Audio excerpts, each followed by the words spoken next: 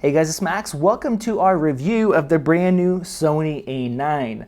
Now we're here starting off in our hotel room in New York City. Sony flew us and a majority of their other camera press that are cover cameras to an event here so that we can check out this brand new camera and go test it out and shoot with it. So we're going to spend all day shooting with this camera and we'll give you our kind of our first impressions, first look review. We're probably not going to do a very detailed review after about a month of usage like we normally do, but we will try to do a comparison with another high-end camera, possibly the Nikon D5 in the future. So they actually have an image embargo, so we can't post any images for about a week. So we're going to split up this review in two parts. First thing is going to be covering the camera, our use with it, how we think it performed. Maybe we'll talk about the autofocus and maybe even mention some things like ISO performance in this video. And then the second part will come out as soon as we're able to release actual images from the camera, and that will show sample footage, sample photos, and kind of like our conclusion and our thoughts on the camera. So make sure you guys hit that subscribe button so you guys don't miss out on that video. Enable those notifications so YouTube actually shows our video to you instead of kind of filtering out. We definitely look forward to shooting with this camera. So we have the body itself, we have the 70 to 200 G Master, the 24 to 70 G Master. The battery is 2.2 times larger, so you should get over double the shots compared to the previous cameras, which was one of the biggest complaints with many people. They provided us with these brand new cards. Unfortunately, we have to give this back to them because we really want to take this thing home, but it's 300 megabytes per second read and 299 write. That's their fastest card, and because of these new fast cards, they put in 2 card slots in here. One thing that really wasn't mentioned, only one of these card slots are the brand new that support the fastest speeds. The second slot is a regular SD. So that is a little bit of a disappointment, but their kind of thought is you're going to shoot JPEG to one and RAW to the other. As you guys can tell, the body's very similar. It's slightly thicker, slightly bigger, but not too much larger than like the A7R and like the A7S II, like those bodies. But we do have a couple changes. Finally, the record button was moved over from the side here. It's much better ergonomic placed where you can move your thumb and hit it.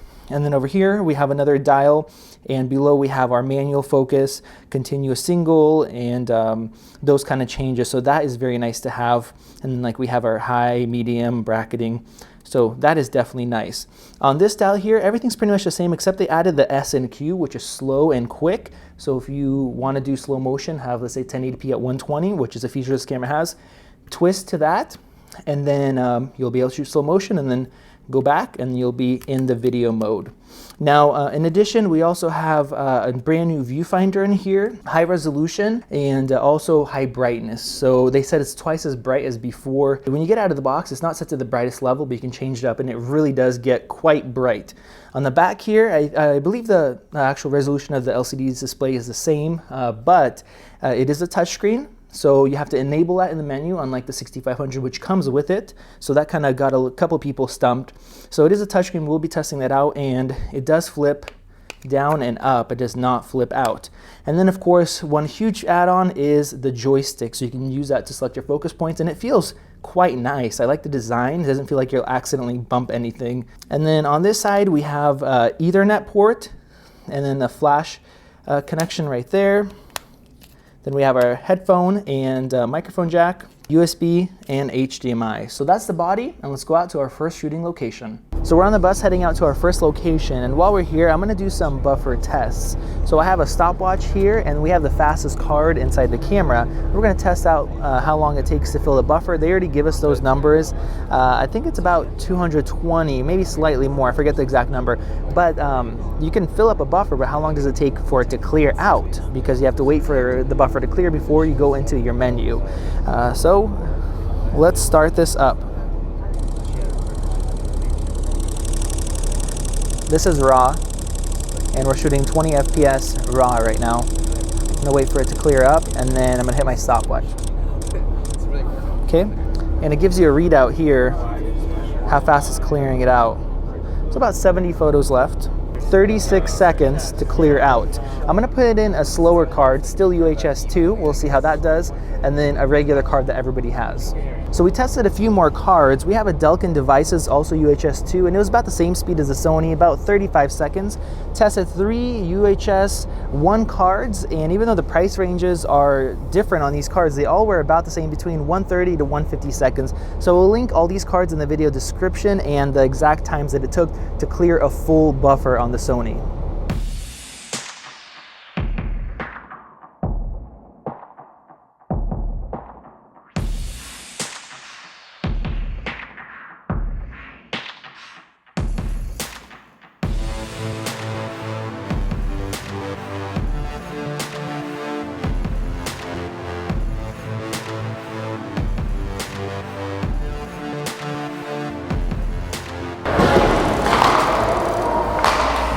So I did a bunch of buffer tests, starting with shooting for 5 seconds and then taking a 5-second pause, shooting for 5 seconds again, and that is at 20 FPS raw full resolution.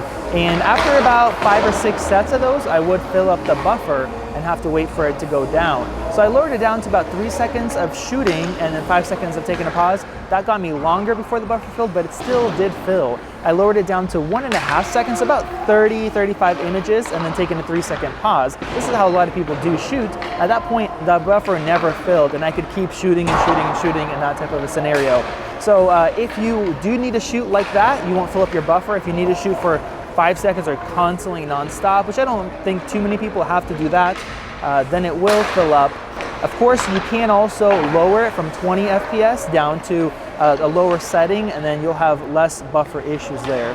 All right, so those tests were actually in the raw uncompressed. I switched it to raw compressed, and that gave me a little bit longer. So instead of 1.5 seconds and then a 3-second pause and 1.5 seconds of 20 FPS shooting, I got about 2 seconds, or just slightly over 2 seconds with a 3-second pause. So it does improve shooting compressed.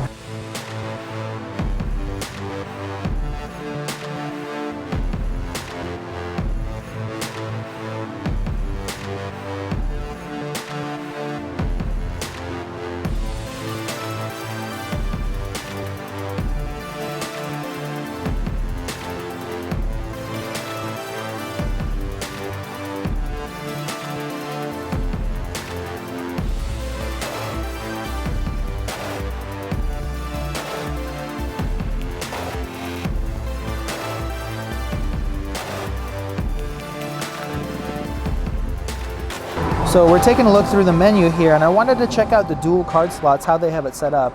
So in the toolbox, page 5, in recording mode here, we're going to go in, and here you can select simultaneous for photos, simultaneous for video, simultaneous for photos and video, or you can sort it so it splits JPEG and RAW, or have it split photos and videos. Now we also have this new My menu over here, and you can select what you want in here. So if there's things that you adjust often or you like having access to, this has some settings in here already. You can add item, delete item.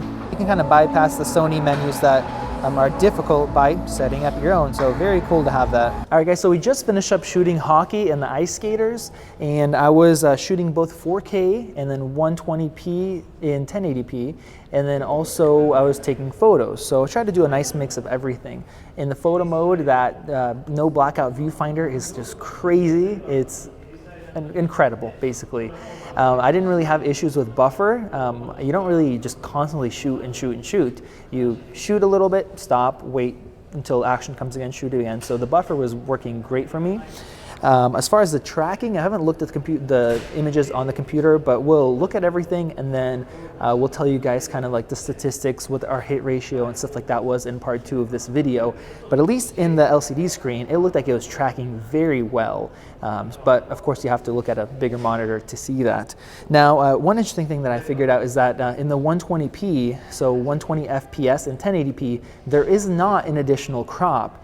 When you hit record, it doesn't punch in a little bit like it did on the A6300, the A6500, and on the A7S Mark II, it punches in a ton. It's like a 2.2x crop. So that is very nice. In the 30p 4K, we still do have a slight crop, and of course the full sensor 4K, there's no additional crop. Now, this camera does have a S&Q button that we talked about before, but one disappointing thing is when you switch over to S&Q, I set that to my 120p 1080, it doesn't keep the shutter speed. So for example, example, for 4K, I want to be at 1/50th of a second, and for 120p, I want to be at about 2/50th. So my hope was that I can just switch between the video mode and the S&Q, and then the settings would stay there. So my ISO, I shoot in all manual, so my ISO would stay set, my exposure, so everything would be perfect. I could just switch a dial and go between the two video modes.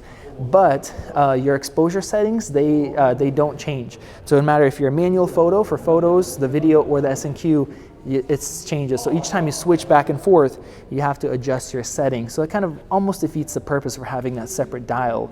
Now there is a way to set certain settings, so your exposure, whatever you want, and it's called the recall. So I mapped it to C2, so that way, if there's two parts, let's say you're shooting a stadium, there's a light part and a dark part, if you hold down on one button, it's going to actually bring back a whole other set of settings. As long as you hold down, then as soon as you let go, it will change to your other settings. That is very cool for shooting. In a lot of wedding situations I would be shooting, I'd have a set that's in the sun and a set that's in the shade, and it'd just be a pain switching back and forth. A lot of times I just go into an auto ISO or something like that. So that is very handy, but that does not work in the video mode. All right, guys, so we're here at the track and field. Pretty cool looking building. And we're gonna be doing some more sports and action type stuff. I hope this is gonna be a little bit lower light, because the lighting has been pretty bright everywhere and we wanna test some low light stuff. Never mind, the lighting is good. There's soft boxes and wow.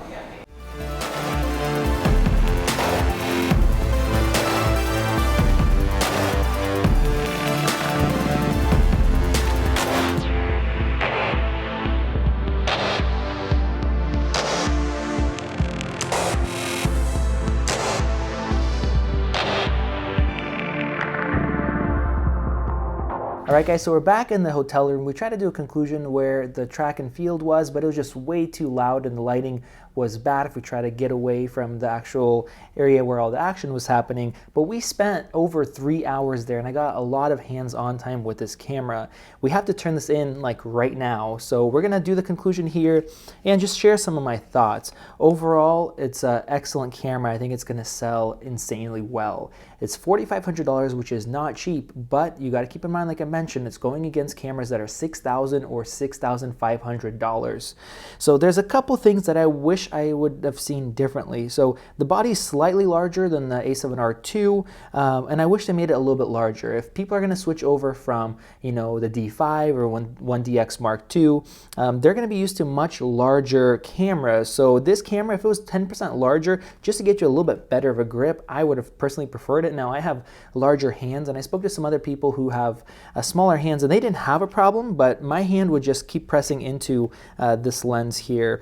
The G Master lenses are quite large, so I can kind of tilt it and squish down and it would be better, but I wish it was just a little bit larger. Of course, you can get the battery grip that holds two batteries instead of one, and then you can lower your hand a little bit, and I think that would help. Now, I really like the little dial where you can change from autofocus single, autofocus continuous, manual focus. Very, very nice to have, so you don't have to go into the menu, but you have to press down on this little unlock button, and I feel like it's not that easy to twist it anyway, so it's just an extra step that you have to do. It requires 2 fingers instead of 1, so I'd like to not have that there, but not a huge deal. And you also have your modes and everything here, or the high speed and single shooting, bracketing, so that is nice. I love that they moved the actual record button, and this is a touch screen, so you can select your focus point with that. You don't have a ton of functionality, but it's nice that it is there. Now, I noticed the EVF is quite a bit nicer than the A6500. It's not only brighter and larger, but more crisp. Very, very nice EVF, and of course that 20 FPS with no blackout is incredible. It's amazing. Once you shoot with this thing, I don't think you'll ever want to go back to an optical viewfinder. So overall, buffer performance was not an issue at all, but it is a 241 buffer. And in real world scenarios, you're not going to really max it out unless you're somebody who does extreme sports where you're not stopping whatsoever. But overall, the camera is really nice. I didn't use the joystick too often because I'm kind of used to not having a joystick, but for those that like that, they're coming from other systems, so they're really going to enjoy it. So I did actually sneak away and I shot some low light stuff. There was only one room. I snuck into a kitchen that was empty, so I shot some low light stuff there, some comparisons with the 6500 in video and in photo. So that will be in the next video. Unfortunately, like I said, Sony's not letting us publish anything, any footage from it for another week, so that will be in part 2. Rolling shutter, like I said, it is still there, it's still noticeable, but I did test it side by side with the 6500 and it's much better than the 6500. I did a walking test with the 6500 on top, checking the IBIS. It was hard to tell a difference on the screen. I think we'll look at it in the full review, but they do say it's 5 stops of IBIS. Now, one other thing I want to touch on is the electronic shutter. So this camera does ship with electronic mode enabled, and that mode gives you the 20 FPS with the 24 megapixel RAW. If you switch to standard shutter, mechanical shutter, you get 5 FPS and 1/8000th of a second max shutter speed instead of 132,000. Sony believes in it so much that they decided not to upgrade the mechanical shutter. They used the shutter from the previous cameras. Now with electronic shutter, there are some limitations. So for example, if you want that 20 FPS full frame raw shooting, you have to be at least 1/25th or higher. Once you start going lower than 1/25th of a second, then it slowly starts lowering down. Not like dramatically, but it slowly slows down just for it to keep up with that. Now your ISO is also limited to 25,600, which is not going to be a problem for most people. Most people don't even shoot that high, but that is a limitation. And there is some banding. You can get some banding. So I did some tests where I was literally just swinging the camera. I had it at 1/4000th shutter, and I was just swinging the camera. And you can see some warping, but it's very minimal, much less than other electronic shutter cameras that I've used. So it's not going to be a big deal for most people. And of course, we're able to do 20 FPS RAW at 24 megapixel with it. Now the last thing I want to mention is probably one of the most impressive things, and that is the battery life. So I shot probably about 3,500 photos and maybe 45 minutes of video, somewhere in that range with 4K and 120 FPS, and I had 5% battery life.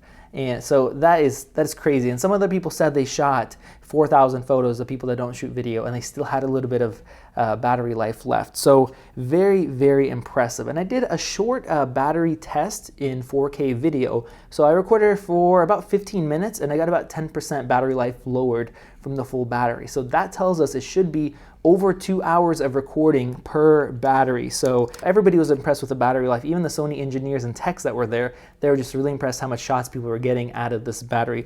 So finally, Sony solved one issue that a lot of people were complaining about previously. So my kind of biggest takeaway from this, and I'm not a sports shooter, so for me personally, I'm just really excited for the next cameras that Sony has to offer when they upgrade the R2, the S2, and other cameras. I'm guessing they're going to be putting in bigger batteries, they're going to have nicer viewfinders, they're going to have the really nice phase detect autofocus system and the other things that this camera offers, and of course moving that record button. So it's been a great experience. Unfortunately, we have to give these cameras back, and we just had today to shoot with it. And I look forward to seeing you guys in part 2, where we can share our low light, our autofocusing tests, the different image quality, and all that good stuff, everything you guys want to see, and that will be posted as soon as Sony allows us. So make sure you guys hit that subscribe button. Thank you guys for watching. If you have questions, ask in the comment section below, and I will see you guys in the next video.